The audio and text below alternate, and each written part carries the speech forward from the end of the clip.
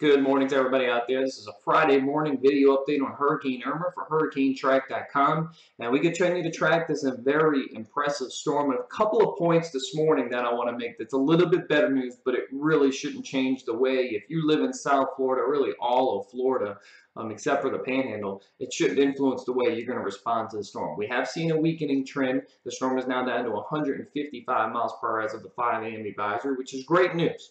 We want it to keep weakening, but that doesn't really mean much. The difference between 155 and 156 is a Category 4 or a Category 5. Does that 1 miles per hour make a difference? Not really, and that's the kind of the point I'm trying to make this morning. This is still a very intense hurricane, and it's going to remain that way. This is not going to weaken enough that we're going to lose some of the potential catastrophic impacts that could be coming to South Florida over the coming days. Let me show you. This is the latest infrared satellite, and you can notice that the eye is just a little bit more ragged this morning. It's not as organized as it has been. The past few days, you've seen it, and you've seen that, hey, you know, that eye is just perfect symmetrical. Notice it's a little more ragged. It's not as straightforward. And there's, you see this lower color right here that kind of curves in here? Maybe a little bit of drier air. So couple of good things going on this morning. It's not all bad news. We're seeing a small weakening trend. Now, could this very well strengthen a little bit more? Remember, the water's up here ahead of it.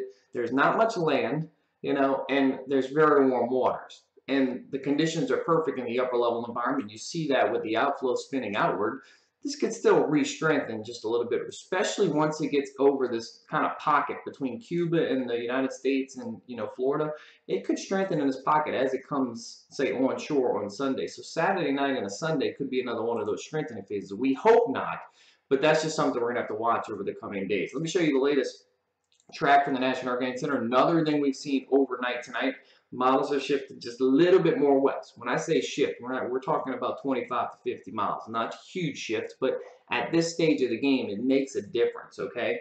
They're now a little bit more so bringing it straight up the spine or a little bit left of center of the spine of Florida. So this is going to bring more places like Tampa, you know, Naples, these locations. You have the significant threat for a storm just as much as the East Coast. I know with the track yesterday and the day before, it was trying to trend eastward, and a lot of people on the West Coast, you know, they said, oh, well, you know, if this goes over there, this is not going to be a big deal.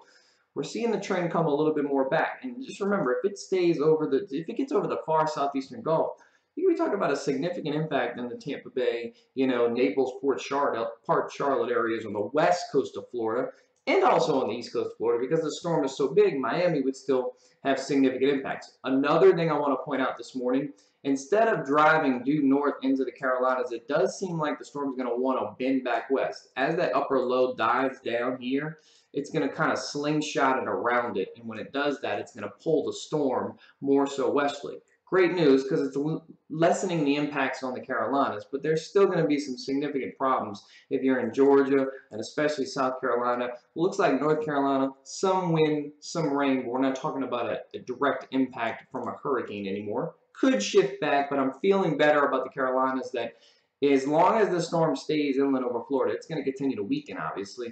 And by the time it hits the Georgia border, it should be on that borderline hurricane/tropical storm. Yeah, that's a big event for South Georgia, but most of the Carolinas, it will be weakening considerably. So we should only see maybe, you know, winds in the 50 to 60 miles per hour range rather than the other day. We're looking at, hey, maybe it might be here offshore and still a major storm.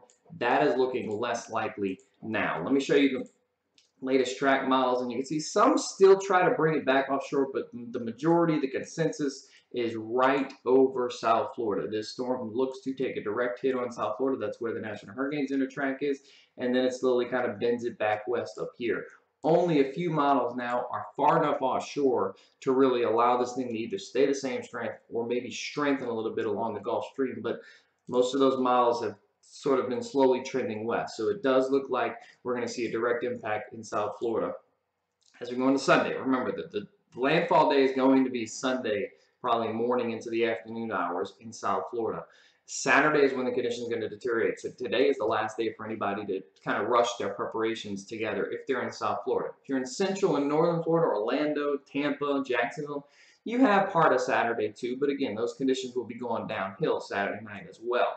So, you have about 2 days in the central and northern part of the state. The south part of the state, you just have the rest of today. Here's the latest storm surge inundation map from the National Hurricane Center, and I'm zooming in on a couple locations. You can see how we're expecting, over 9 feet of storm surge in parts of the Everglades, which this is a less populated area to the north and west. But just south of, South Miami, Homestead, could be upwards of 10 feet. And so that goes to show you how, this is not a storm that we want to play around with. You listen to your officials, you get your belongings. You can remember, you can hide from you can hide from the wind. You can't hide from the water. The water is going to seek everything out, and so that's why they say you run from the water, you hide from the wind, and that's the best advice I can give anybody. Listen to your emergency officials. You still have about a day if you're in South Florida to get on out of there if you're under an evacuation. Yeah, the roadways are gridlocked, but hopefully that kind of subsides today, as yesterday might have been the big rush. But again, I'm meteorologist Zach Fidella for HurricaneTrack.com. We are tracking Irma, slightly weaker this morning, but again, still a very powerful storm that looks to make a direct hit on the Florida coastline going into Sunday. Everybody have a great Friday.